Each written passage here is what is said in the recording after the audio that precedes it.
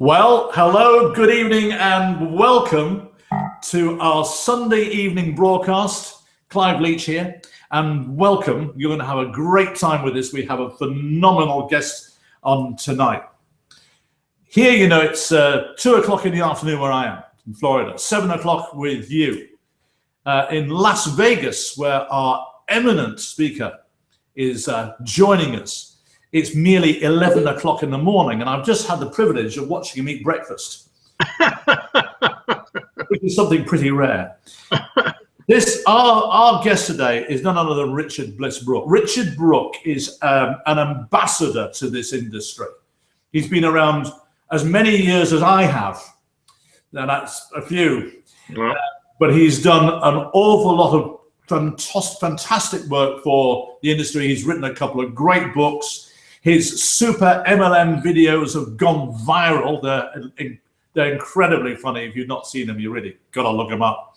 So without more than ado, we're going to introduce the one and only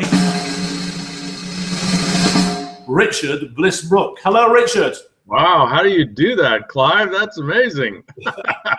Well, it's all to do with modern technology, Richard. But what I'd like you to do first, Richard, if you would, is, you know, the guys in the UK, I know you really well. You know, we met in Vegas and all the rest of the jazz. But the guys in the UK don't really know an awful lot about you and what you've done. So could you give them your story in brief, if you would, please? Sure. I'm turning 60 in about 2 weeks, and I got started at the age of 22. So I think I'm going on 38 years full-time in the profession, or 39. I used to work at a chicken factory for $3 an hour, and I got recruited into a network marketing company. The first couple of years were pretty rough because I didn't like to invite people to look at the opportunity, and I didn't like to connect with people that I didn't know, and I didn't have a lot of confidence or self-esteem. But I studied real hard. I listened to all the audios, read all the books. You know, if somebody said, hey, here's an audio to listen to, I'd listen to it 100 times. I would listen to it everywhere I drove the car, everywhere I walked, listen to it at night. I'd have the headset on and sleep at night listening to these audios. And I finally started to develop some of the skills and confidence that might allow somebody to be successful in this business. And then I encountered one of the brilliant aspects of network marketing, and that is that you can actually sponsor somebody who is far more capable than you are. And I had the good fortune of sponsoring a guy named Jerry Schaub, who at the time that I sponsored him, I was living in a studio apartment. I didn't have any money at all. I was making about $300 a month in the business. I was driving a borrowed car. And in the next 12 months after sponsoring Jerry Schaub, he made me $100,000. Wow. That was in 1979. So that's probably the equivalent of, in US dollars, maybe $300,000 or $400,000 today. Huge figure, that, Richard. Yeah, just from one person. So I took that and used that confidence and that income, and I went on to sponsor 3 more people almost as potent as Jerry Schaub. And by the time I was 28 years old, so 6 years total after I started, but 4 years after I really went to work, I had 30,000 people in my group, and I was earning $40,000 a month, which in 1983 was a lot of money. Yeah. I went on to run that company for 3 years as the executive vice president, and then I ended up owning a network marketing company for 30 years. And 5 years ago, I started another network marketing company. In the mid-90s, I wrote a book called Mach 2, The Art of Personal Vision and Self-Motivation. About 5 years ago, I wrote a book called The 4-Year Career. I've been on the board of directors of the Direct Selling Association, and I'm currently on the Ethics Committee of the Direct Selling Association. And that's my story in 3 minutes. Well, that's a pretty amazing resume there, Richard. You know, you've done well. One of the things that I'd like to address with you, in fact, I had a question through when we were promoting your talk today from a lady called Shirley Chapman. She came via our Vimeo platform. And I suspect that Shirley is probably quite a new distributor, because she said, is it possible to do too much too soon, as in trying to approach too many customers in the first few months, or is slow and steady the better option? What's your opinion, Richard? Well, I think, that's philosophical, and I think you can win going either way. Personally, my own philosophy is slow and steady. So the business plan that I teach people that ask me to teach them a plan is one person a day.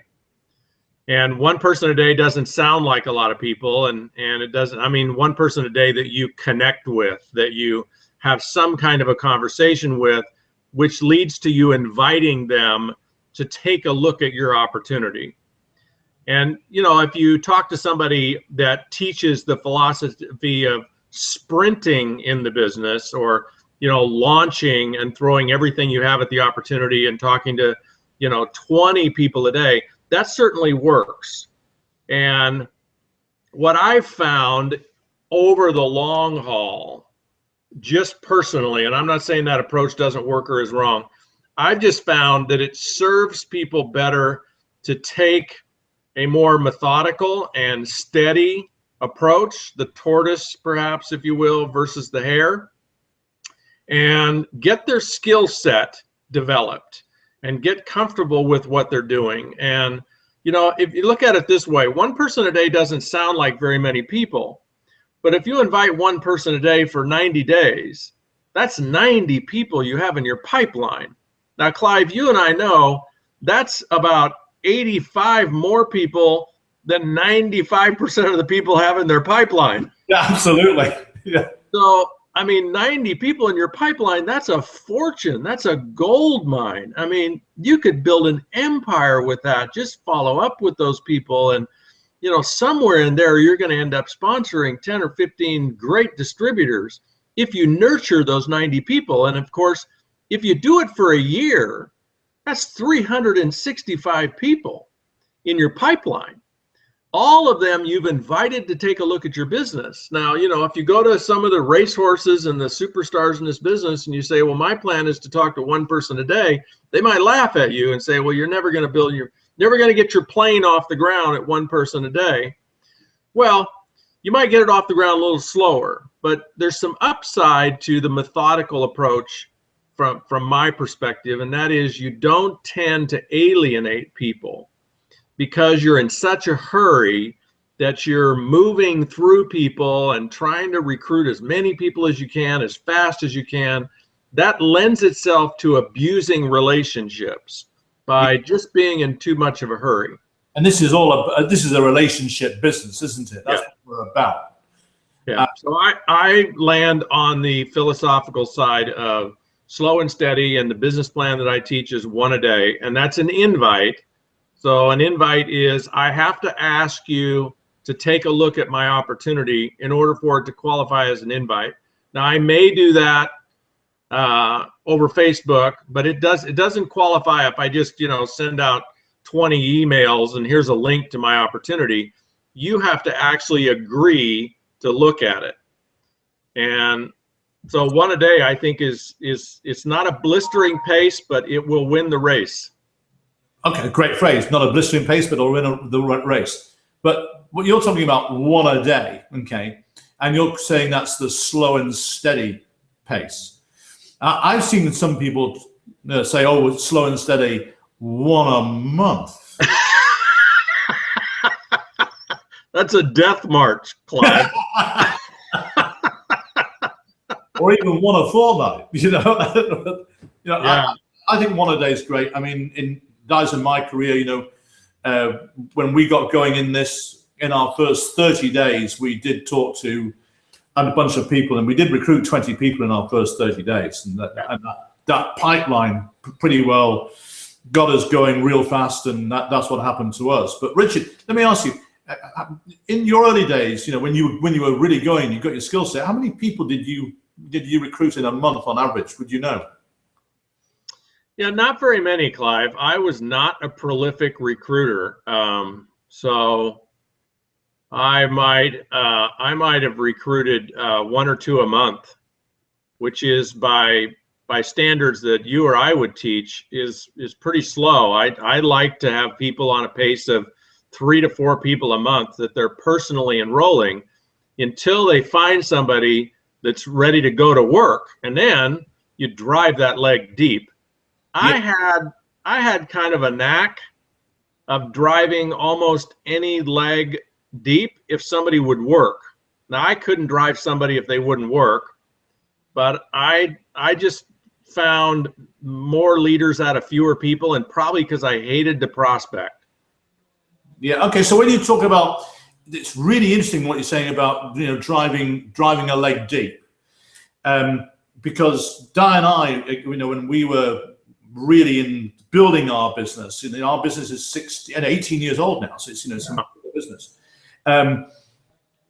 We always had this saying that we would drive people. We would either drive people into a check, or we would drive them out of the business, or we would drive them insane. You know, we didn't really care what we did. We just drove people. And when we said, you know, when we found somebody like you, you know, willing to do some work, okay, we helped them drive their contact list, and we helped them sponsor from their contact list. Right. Went down and down and down. Is that what you're saying, Richard? Yes, completely. I mean, I am philosophically, not that I've never done it, I've certainly done it, but philosophically, I don't give people away. So if you're a great potential distributor, I'm not going to build anything for you. I'm not going to give you my contacts. Now, not that I haven't done that. I have done it, and I can't even remember in 40 years when it ever worked, but I'll probably do it again. But when I say drive deep, it's all with your contacts, and basically it's a partnership. And what you bring to the partnership as the new distributor is you bring the contacts and you bring the credibility to get those contacts to show up. And what I bring is the skill set in the business and the presentation. And what we want to do is, you know, launch your business with that partnership. And, you know, so that might take us down 3, 4, maybe even 5 or 6 levels below you, where I'm actually working with those people and showing you how to work with those people, and helping you with presentations, and helping you with trainings, and helping you with coaching, until you can stand on your own 2 feet as a leader. And, you know, part of driving deep is you gotta have a sense of when to let people go, and that's usually before you and before they think they're ready. Okay. You know, one of the mistakes is we tend to hang on to people too long and help them for too long, and that doesn't develop leadership. What develops leadership is for me to say, all right, Clive, I got you down 5 levels. I got your check to, you know, this amount. You're at this position in the comp plan. Now here's when we're going to work together from this point on, and 90% of it is you. Okay, I get that. In fact, that's exactly the sort of thing that Di and I did. One of the things that has happened in our business is we do see people placing their contacts in areas within their business, you know, to create a structure as part of our comp plan. Yeah.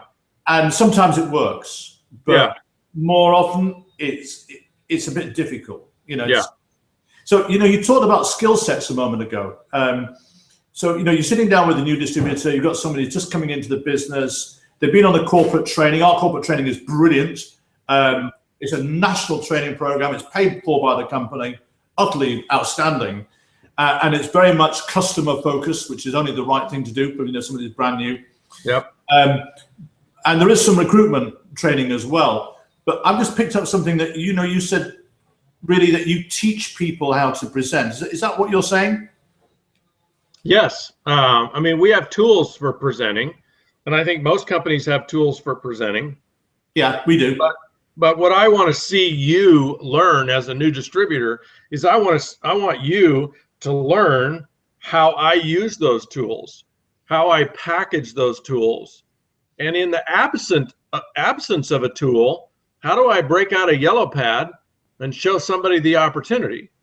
Okay, now I've got to stop you there, Richard, because you just use a term yellow pad, okay, which in the UK is, okay, guys, it's a notepad, okay, fine, okay, thank you, Richard. It's yellow, Clive. See, look, it's yellow. Yeah, okay, I get that. Ours are white. Okay, so carry on, Richard, I interrupted you, I'm sorry. Well, so that's the presentation, teaching somebody to present. I think is a core skill. And we, of course, teach people to use tools, and we have great tools. Most companies do. But I think, also just for your own confidence, you need to be able to sit down and show somebody, what are the high points of this opportunity? Why is this opportunity something that could be a fit for the prospect? And how's the whole money thing flow?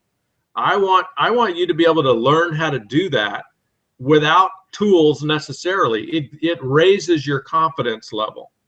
And then when you have a tool, you're much more confident and much more competent to use the tool, because what you're going to do is position the tool and package the tool and create context for the tool.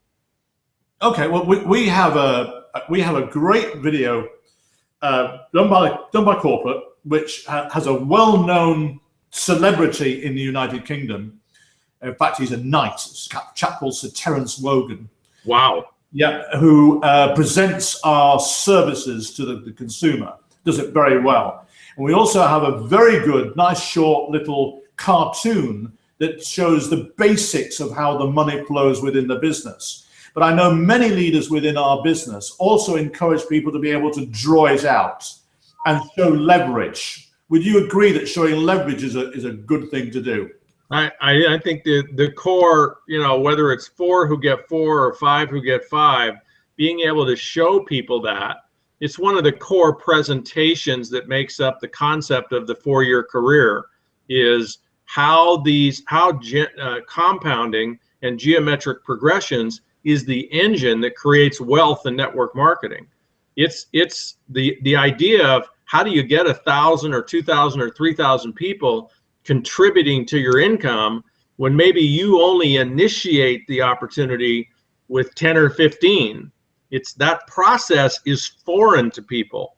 People don't understand compounding. If they understood compounding, they'd have a different relationship with debt. Instead of being in debt, they would own debt. But most people are in debt because they're blind to the concept of compounding. And so when you show somebody network marketing, you have to, I believe, assume that they don't know anything about compounding or geometric progressions. It's a mathematical equation that's just foreign to them. And I found great value in almost going down to a grade school level and showing people step by step, showing it to them 3 or 4 times. This is how this works. And there's some fundamentals that make it work, like the rule that anyone can sponsor, anyone can enroll new distributors. That's the rule that creates compounding in network marketing. 60 years ago, you had to be appointed by the company in order to recruit. And then 60 years ago, somebody said, hey, anyone can recruit. Now all of a sudden we have compounding, which creates the wealth building. You got to be able to show people that.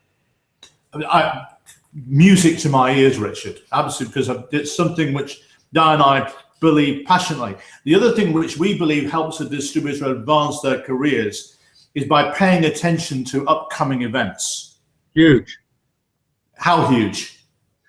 Well, I don't know, and I'm sure you don't either, know anyone that has been successful in network marketing that has not made the main events, the corporate events, the incentive trips, the conventions, the regional events, the local meetings. It's just part of the culture that makes this work. I don't know anybody who's ever built a big organization that has survived 10, 15, 20 years that has not made attending at events a mandatory part of the culture. And when I say part of the culture, what I mean is it's like this. When there is an event, you go. That's the equation that has people be successful in network marketing. The equation that has people fail sounds like this. When there is an event, we'll look at when it is, how much it is, who's speaking, how many people are going to be there, how far away it is from us, how it fits into the rest of our calendar, and we'll decide whether or not it's convenient. That's a recipe for failure. The only recipe that works is if there is an event, I'm going. Now, why is that? Because ours is a business of relationships. And relationships don't happen over the internet. They don't happen over Facebook. They don't happen over email. They don't happen over Google Hangout. They don't happen over text. They happen body to body, face to face, heart to heart, spirit to spirit. Here's an analogy. This is a great analogy for people that love to prospect on the internet. So imagine that you're looking to romance a partner on the internet. So walk through this matrix. On a scale of 1 to 10, how effective do you think it would be to develop a romance, and the only form of communication is email or text or Facebook on a scale of 1 to 10? Compare that to getting on the phone with somebody where you can actually hear their voice and they can hear your voice. I mean, the difference between digital, electronic, and actually hearing somebody's voice has to be like 3 or 4 or 5-fold. Now compare that to actually meeting them for a movie or for dinner or for a walk in the park. I mean, that's a quantum leap even above talking to them on the phone. And the same thing is true for building relationships in our business. If the way you built it and the way you lead it is over the internet, through whatever medium that is, you're gonna be 1/20th as effective as if you talk to people all the time. And if you can get in front of people face to face, you're gonna be 10 times more effective than if you talk to them. So going to events allows the souls to connect. It creates family, it creates a bond, it creates trust, it creates relationship, it creates fun, it creates memories. No, nobody creates memories over Facebook. Memories are created at events, and whether it's a cruise that you go on or a local meeting or whatever it is, memories are created. And I say this: the riches in life, Clive, are not the material things that we collect. When you and I are laying on our bed and we know we've got about a minute left to live, we're not going to lay there thinking about the cars we had or the homes we had or the jewelry we had. We're only going to reflect on the quality memories we created in life. And so here's how you can live almost eternally. Just cram 10 times more extraordinary memories in the same amount of time as other people do. And you'll reflect on your life as though you lived to be 1,000 years old. That many memories. It only happens at events. That's fantastic. Words of wisdom there, Richard. But guys, the audience that are watching this here, I'm now going to call for questions whilst we just talk about our next subject. And then we'll just take a few questions and we'll see where that leads us to. Richard, we talked strongly about events. I think a lot of people struggle with promoting an event. They mention it. Now, Diana, my good lady wife, is probably one of the best promoters in the world. I mean, Eric Worre said in Las Vegas to all those people in the auditorium, 8,000 there live, and God knows how many watching on the internet, said that he was the best promoter that he ever met in his life. And I'm pretty good as well. And promoting events is certainly one way that we have developed our income within this business. What sort of key points would you talk about in promoting an event? And let's take one as an example, because we've got a great event coming up in Manchester in November of this year. Eric Worre's GoPro Recruiting Mastery, which is a phenomenal, awesome gig. And I believe he's got he's got a few speakers coming, but I believe there's one guy in particular that's pretty good guy who's going. Would you know who that might be, Richard? I heard that he somehow miraculously secured a heavy hitter. This guy's never spoken in the network marketing community before, but he's this one time agreed to speak at Eric Worre's Recruiting Mastery event. His name is Richard Bliss Brook. So that right there is the reason why everybody should come. Well, yes, Kimmy and I are coming, and we're very excited about it. But here's the tip I would give people about events. What I see people do that I think tends to be a mistake is they promote what people are going to learn at the event. And I think that's important to talk about what people are going to learn. But I have found that the number one motivator for people to go to an event is either fun or who they're going to meet or hear live.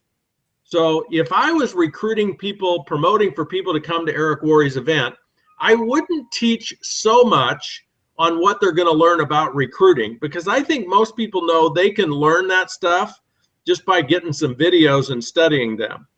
I would promote, look, this is a rare opportunity to meet these following people. You're going to meet these people. You're going to be able to sit in the audience and hear their heart and their soul. You're going to get every fiber of their being in their instruction. You're going to be able to get pictures with them, and you're going to meet 3,000 or 4,000 people from all over the UK, from lots of different companies. This is an event you can't get on the internet. You can't get this by watching a videotape or going to a website. This only happens if you're there, and you're going to be in the presence of the greats of this industry. And that's how you learn to believe. How people learn to believe the way you and I believe, Clive, is by hanging out with us, is by listening to us. That's how people learn to believe. And what would it be worth to you if you were an up-and-coming distributor? If I was coaching one of your distributors, Clive, I might say, what would it be worth to you to believe in this opportunity the way Clive and Diana do? What would it be worth to you to believe in this opportunity the way Eric Worre does, the way Les Brown does? What would that be worth to you? And people have to be able to come to the conclusion, well, gosh, that would be worth millions. Right.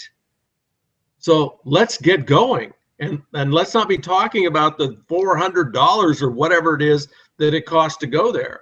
People have to understand what the value is, and the value is being in the physical, spiritual presence of people that can shift your belief. Richard, that's absolutely awesome, and you're absolutely right. But there's something that you've actually missed out of your talk today, and I know that you've written a couple of great books, and you've been very modest, and you've not mentioned them. Well, not mentioned them really well. Okay, I really need you to tell these guys a bit about the books that you've written, because they are, in my opinion, required reading for the professional network marketeer. Go on, do your stuff. Tell me about these books.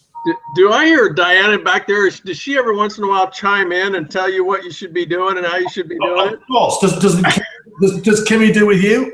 Yeah. Hold on. Let me grab a couple here. See, you see, he's got them buried in his closet here. Okay. This is the first book that I wrote, actually the second book that I wrote, but the only one that's still in print. I wrote this in the mid-90s. This is a book about personal vision and self-motivation. When people watch The Secret, one of the things The Secret forgot to tell people is how to resolve The Secret, how to implement The Secret. They did a great job of telling people what The Secret was, but not how to overcome The Secret or get through it. So this is like a manual for how to get yourself and keep yourself on fire about everything you're doing all the time without having to subscribe to a contest, without having to listen to a tape or go to a motivational speaker. Actually create it yourself. It's a book, and it's also available on audio. This book I wrote about 5 years ago. It's called The 4-Year Career. Great book. It's a deep dive into the mathematics of how network marketing works and the credibility of network marketing. All the people that are endorsed it are in the book. Both of those are available on Amazon, or they're available from my website. Okay, I think they're also available from Knowledge is King here in the UK as well. But if not, you can get them from the other places as well.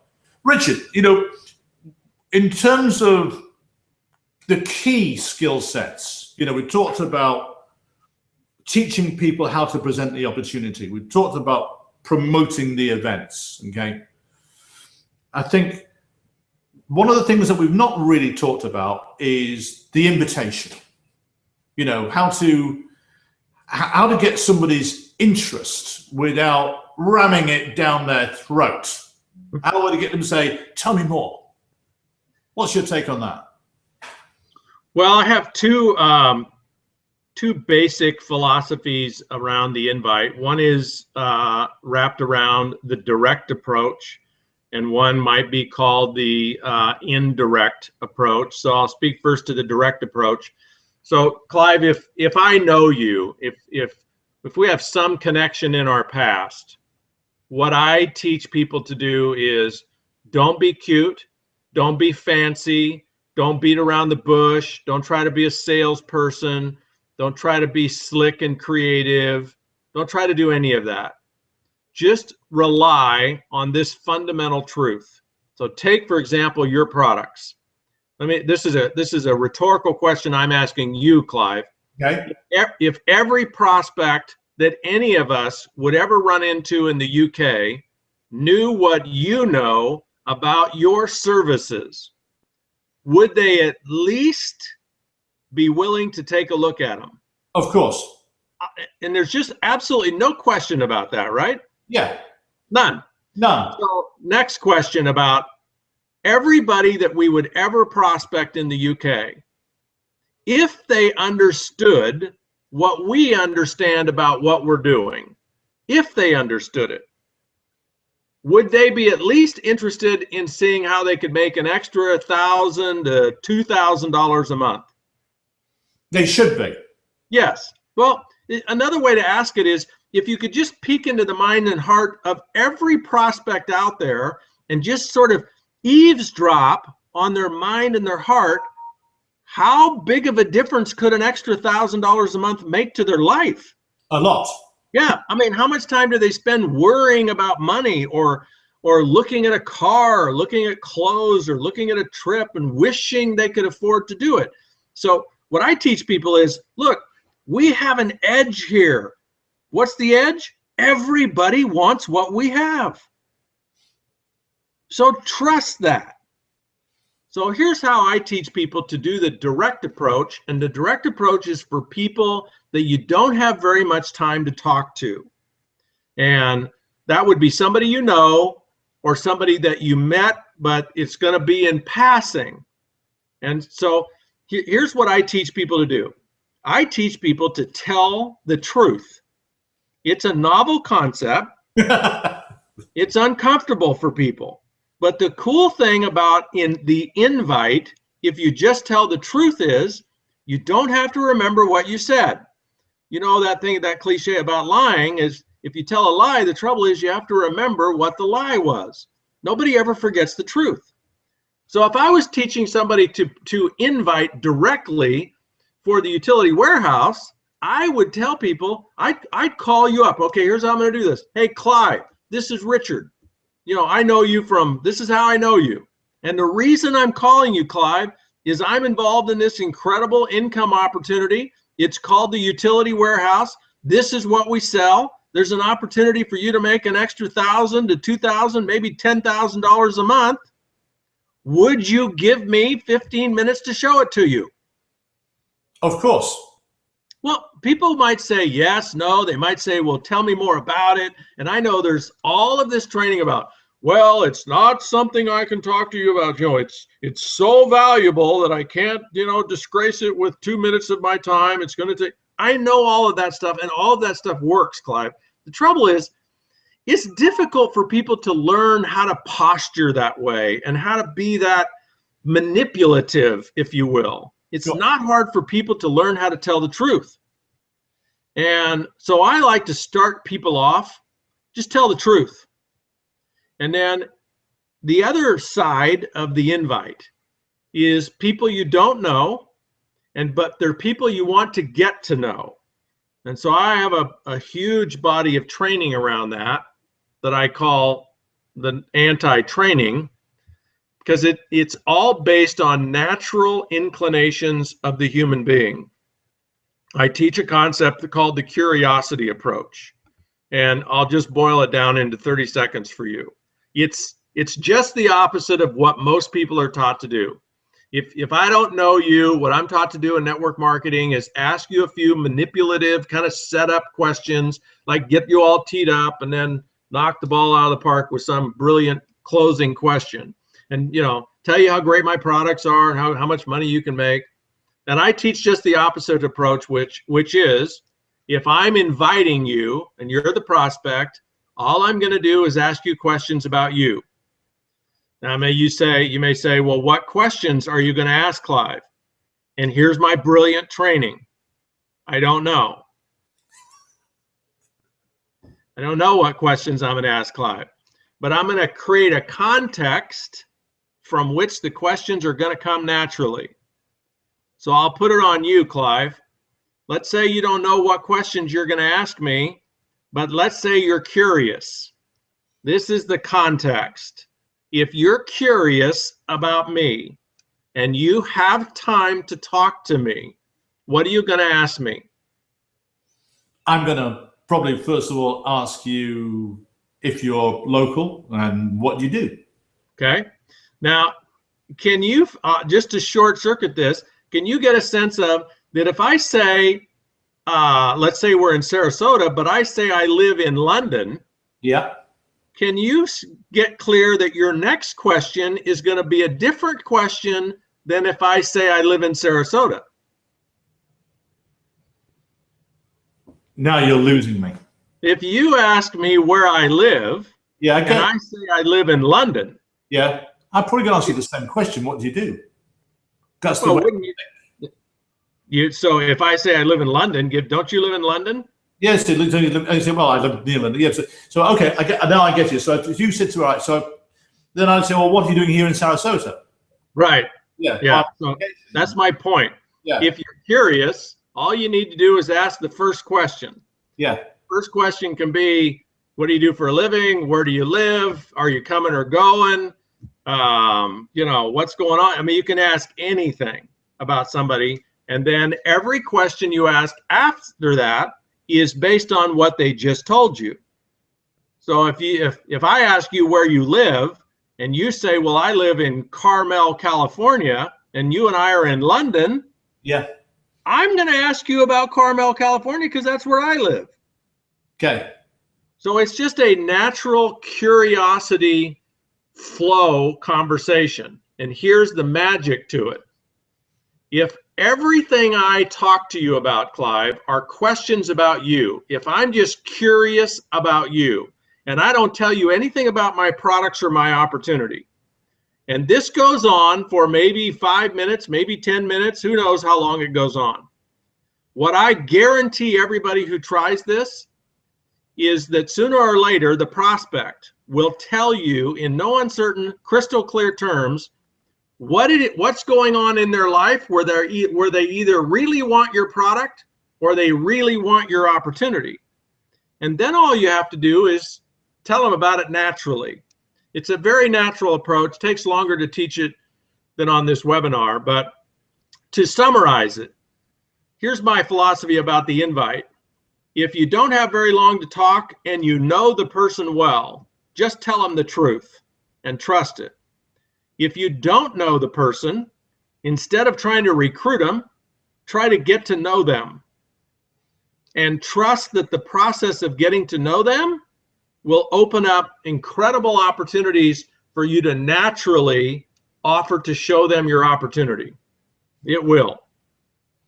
Richard, that's just been utterly, utterly brilliant. I think, you know, we've had a cracking 40 minutes virtually. So, cracking, I love that. So our time is up. So I think, you know, we all deserve to give Richard a massive round of applause. How'd you do that? I'll let you know. You'll over dinner. And we're really looking forward to seeing you in the UK in November. That'll be a fantastic delight. And Richard, thank you so much for taking part in our broadcast this evening. So, guys and gals, back with me just for a minute, just to let you know that in a month's time or thereabouts, I'll be posting the dates and times in the next week.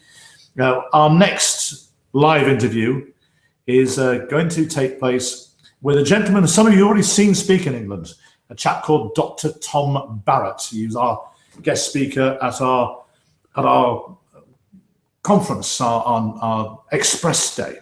So that's something to look forward to. But Richard, wasn't he just absolutely brilliant? Okay. So from me, it's until next time, cheerio from me, and also it's goodbye from Richard. Say goodbye. Yep. Bye. Okay. Thank you all. And thank you all so much for joining us this evening. I'm sure you got tremendous value out of it.